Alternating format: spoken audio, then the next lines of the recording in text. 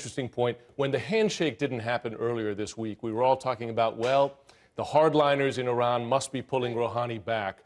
Now you have a phone call. So it appears that he has the backing there. He has the muscle to do something. He had an option not to take that phone call? Well, clearly someone alerted the president that the Iranian. I want to bring in Fareed Zakaria in New York. Yeah. Fareed, the good money obviously is always on skepticism whenever we hear of two parties that had been at such loggerheads for so many decades. But this was a remarkable announcement by the president. Whether or not it pans out, of course, that's another matter.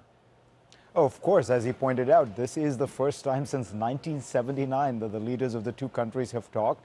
I think part of what was going on here, of course, was President Rouhani, I would guess, was trying to kind of reassure the administration that he has enough control over his government and his policy that he can actually make contact with the President of the United States without having to check back home with Tehran, with the hardliners and such. So I think it was progress in that sense as well. Maybe there's some consternation back in Tehran, but it demonstrates that the President of Iran does have the ability to make those kind of decisions, which is important because ultimately neither side is going to get exactly what they want in this deal. And the question is, on both sides, President Obama, President Rouhani, can they deliver? Can they, can they get their countries to accept a deal that's 80% of what you want, but not 100%?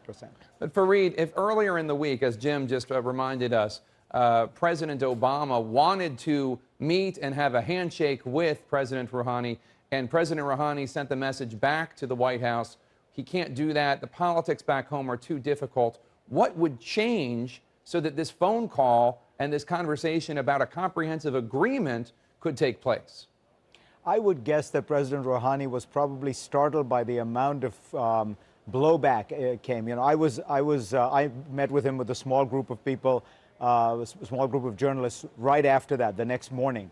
And, the question I asked him was, how can you assure us that if you don't have the authority to shake hands with the President of the United States, how do we know you have the authority to negotiate a nuclear deal with him? And I think they realized that they had a problem, that they had signaled to the world that the President of Iran didn't have this kind of leeway, this freedom of action. So I would guess the movement came on the Iranian side where they realized they had to demonstrate that the President had more authority than was being assumed. Candy, right here in the studio with me, this is certainly not expected. It is unexpected, and it is interesting to me that it comes a couple of days before the Prime Minister of Israel, Benjamin Netanyahu, comes to meet with the president. He's coming next week. We have already seen his response to Rouhani, which is, do not trust this man. Right. This is the same man who's done A, B, C, and D.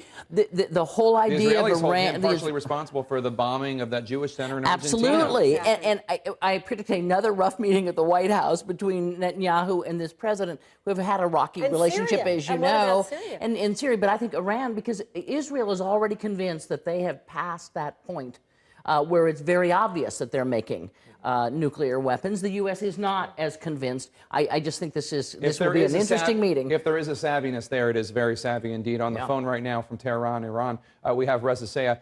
Reza, I don't know if the news of this, obviously President Rouhani of Iran tweeted about this conversation before President Obama could announce it. But tell us, how is this being reported in Iran? Well, very little reaction to it now. It's very late in the day, but obviously this is a history-making event. Tomorrow it's going to make headlines here in Iran and also across the world, especially in the U.S. And if you look at this trip by President Rouhani, if his intention was to capture the world's attention, win over the world's media, he certainly accomplished that. Now this phone conversation, the first time a president of the United States and an Iranian president has talked to one another, that's going to make headlines.